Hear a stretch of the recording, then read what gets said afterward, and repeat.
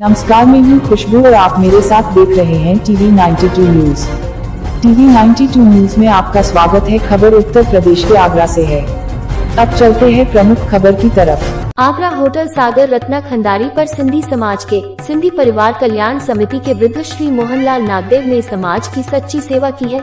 समाज के घर घर पहुंचकर जरूरतमंद परिवार की मदद की, चाहे वह शिक्षा, राशन, पढ़ाई, दवाई के साथ अनेकों सेवा की। आज इसी उपलक्ष्य में समाज की तरफ से दादा मोहनलाल नागदेव का 85वां जन्मदिन मनाकर उन्हें उपहार स्वरूप शाल, बुके उपहार सहित भेंट कर सभी ने उनका आशीर्वाद लिया और संकल्प लिया उनकी प्रेरणा से समाज की सेवा में तत्पर रहेंगे। बड़ी प्रसन्नता का विषय है, साहित्यकार भी हैं कि टीचर भी रहे हैं, एक अपने गार्जियन कहूँ, संरक्षक कहूँ, एक 85वां जन्मदिन आज आदरणीय नागदेव जी का हम मना रहे हैं। और शिक्षक भी हैं, साहित्यकार भी हैं। वो मुझे ध्यान आता है कि सिंधी साहित्य के किसी कार्यक्रम में भी मेरी मुलाकात उनसे हुई थी। सिंधी साहित्य मंडल के कार्यक्रम, हाँ, मुलाकात हुई है। और ऐसे साहित्यकार और वरिष्ठ जन का जन्मदिन स्वाभाविक रूप से हम सब लोगों के लिए प्रेरणादायी होता है कि आज हम समाज के सब लोग इकट्ठे हुए हैं, तो हम लोगों का जीवन अच्छा होना चाहिए, संस्कार युक्त होना चाहिए। इस प्रकार के महापुरुषों के जन्मदिन मनाने के पीछे भाव भी यही होता है कि हम लोग उनके पदचिन्हों पर चलें और परिवार की, समाज की सेवा भी करें और अपना भी कल्याण करें। और अपना कल्याण और समाज का कल्याण तभी संभव है जब हम अपने पूर्वजों से, अपने बुजुर्गों से संस्कार लेते रहें।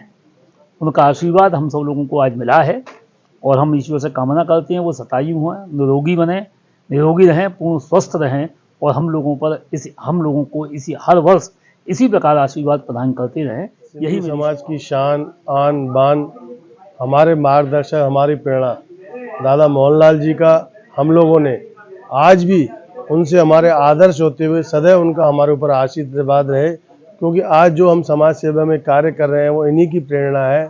जिस तरीके से वो परिवार, जो हमारे गरीब परिवार हुआ करते थे सिंधी समाज में, वहाँ घर घर पहुँच के दवाई की सेवा हो, चाहे अनाज की सेवा हो, चाहे पढ़ाई की सेवा हो, किसी भी तरीके की समाज में किसी को भी अपने समाज में दिक्कत नहीं आनी चाहिए, वो हमने अपनी स्वयं आँखों से देखा है। जो मेन बस्तियाँ थीं, चाहे वो घटिया आजम खां की हो, चाहे शहीद नगर की हो, चाहे शाहगंज की हो, चाहे चिल्लीपाड़ा, उन्हें पता चलना चाहिए कि हमारे समाज में इसको कोई तकलीफ है और दादा स्वयं पहुँचते थे और हम लोग इसके साक्षी हैं। बहुत छोटे छोटे थे, आज हम जो भी कार्य कर रहे हैं इनकी प्रेरणा से कर रहे हैं। सदैव दादा का हम पे आशीर्वाद बना रहे। और नमस्कार, मैं अंजू दयालानी इंटरनेशनल सिंधी समाज संगठन की अध्यक्ष हूँ और इको फ्रेंड्स वेलफेयर सोसाइटी की सचिव हूँ। आज मेरी जो भी आउटस्टैंडिंग है वो हमारे गुरुजी की वजह से ही है, जिन्होंने मुझे बचपन से पढ़ाया।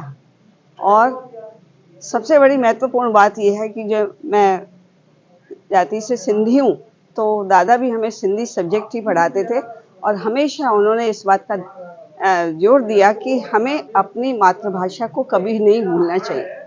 और वो मातृभाषा के प्रति जो लगाव उनके मन में मैंने देखा, उसके लिए मैं नतमस्तक हूँ कि जिस प्रकार से वो साइकिल से चलते थे और एक एक व्यक्ति से जाके मिलते थे और एक पुस्तक उन्होंने मैगजीन निकाली थी चांडोकी के नाम से, और हर घर में जाके उस पुस्तक को देके आते थे।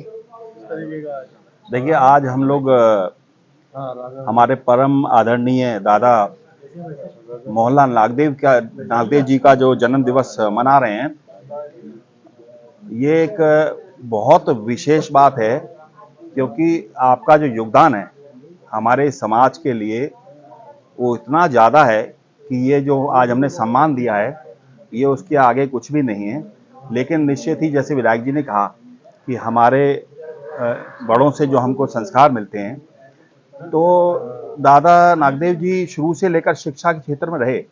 और मैं स्वयं भी, मुझे कॉमर्स की शिक्षा प्राप्त हुई और इंटर कॉलेज में मैं आपसे शिक्षा ग्रहण करता रहा।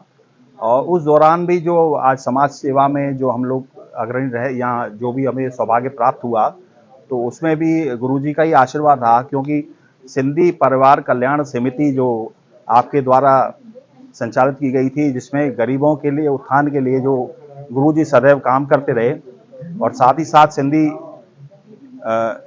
संस्कृति के लिए भी आपने काफ़ी काम किया।